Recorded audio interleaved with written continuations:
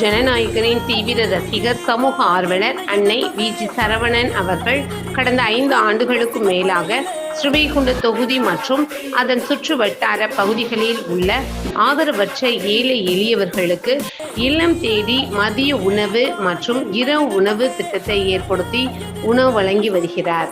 இந்நிலையில் தமிழக வெற்றிக் கழகத்தின் ஐம்பெரும் கொள்கை தலைவர்களுள் ஒருவரான சமூக ஆர்வலர் அஞ்சலையம்மாளை கொள்கை தலைவராக அறிவித்ததன் ஏற்பால் தமிழக வெற்றிக் கழகத்துடன் இணைந்து தமிழக வெற்றிக் கழக தலைவர் தளபதி திரு விஜய் அவர்களின் ஆசியுடன் கழக பொதுச் செயலாளர் அண்ணன் புஸ்ஸி என் ஆனந்த் அவர்களின் வழிகாட்டுதலின்படியும் 15/3/2026 அன்று 1370வது நாளாக ஏரல், உண்டியலூர், ஸ்ரீவைகுண்டம், கோட்டைக்காடு, சிறுதொண்டநல்லூர் மற்றும் கீழமங்கலக்குறிச்சி அதன் சுற்று வட்டார பகுதிகளில் உள்ள 163 ஆதரவற்ற ஏழை எளியவர்களுக்கு தமிழக வெற்றிக் கழகம், தூத்துக்குடி மேற்கு மாவட்டம் ஜனநாயகனின் தீவிர ரசிகர், சமூக ஆர்வலர் அன்னை வி.ஜி. சரவணன் அவர்களின் சார்பில் மதிய உணவாக முட்டையுடன் கூடிய சிக்கன் குழம்பு சாப்பாடு வழங்கப்பட்டது.